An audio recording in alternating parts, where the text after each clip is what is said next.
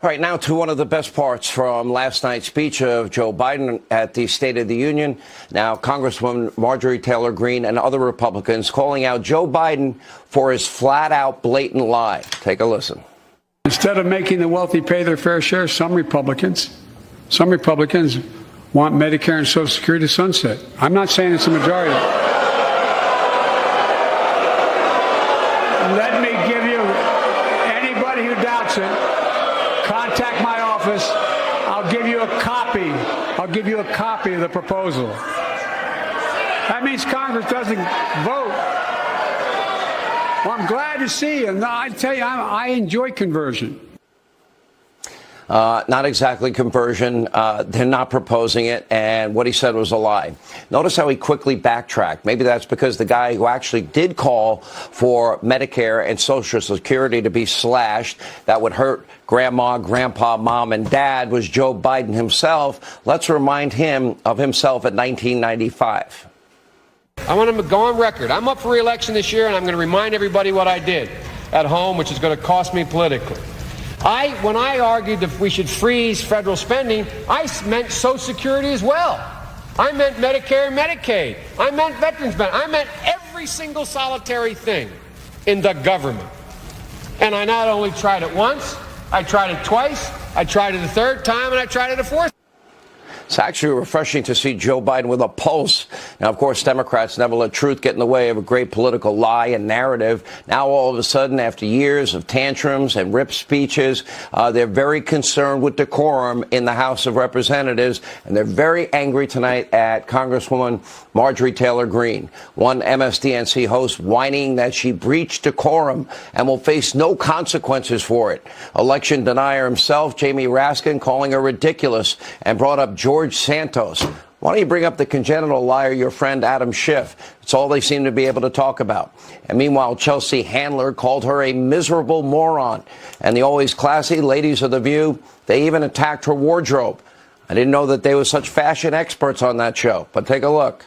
I was distracted by Marjorie Taylor Greene's jacket. Oh my God! It looked like she skinned my puppy. Yeah. I was very. Yeah, there's Herbie not being pleased by this look. It was like a little Cruella de Vil. I could see it now, the fashion collections of joyless Behar. Anyway, here to respond, Georgia Congresswoman Marjorie Taylor Greene is with us. I personally loved every moment of it. And I'll tell you why. Because every 2 and 4 years, and they did it in this last election, Democrats lie and say that Republicans want dirty air and water. They want to throw Granny and Grandpa over a cliff. They want to take away Social Security. They're racist, sexist, homophobic, xenophobic, transphobic, and it goes on.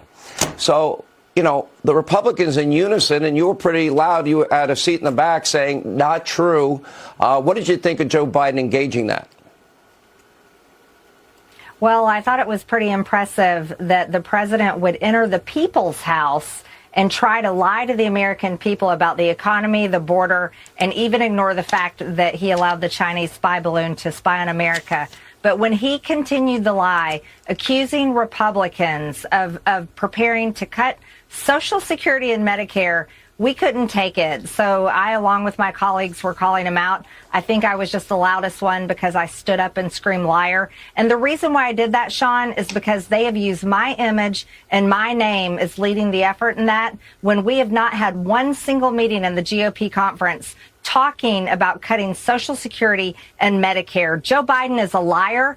I represent the American people, and I was honored to be able to call him the liar that he is in the people's house and not allow him to get away with it. Do you have any reaction to the fashion experts, the fashion icons on The View?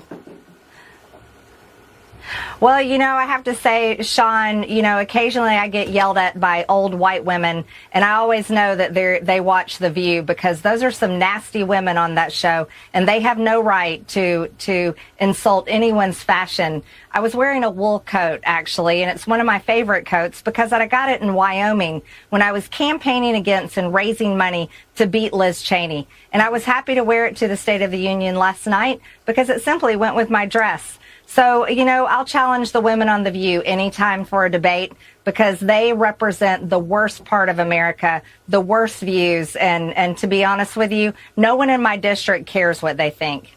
I would imagine that to be true. You were in the hearings today, and you may have had the best line of the day in the hearing. You were talking to the former the site integrity head, Yoel Roth, and you said, quote, "You permanently banned my Twitter account, but you allowed child porn all over Twitter."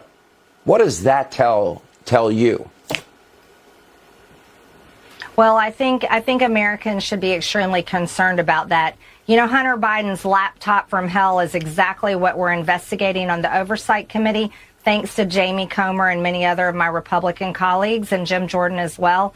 But who else may have a disgusting laptop? That's Yoel Roth, because he's on record with some very disturbing views about minors and child porn. As being the guy in charge of Twitter and safety, he permanently banned my Twitter account for a year during my election. He permanently banned President Trump and many conservative Americans for simply using their freedom of speech. But he allowed child porn to proliferate on Twitter to the point where a mother and her son had to file a lawsuit to get child porn about him and another minor taken off of Twitter. Yoel Roth has a lot to be concerned about, and I hope that we investigate him more. All right, Congresswoman, we're going to follow these hearings very closely. We appreciate you being with us. Thank you for joining us.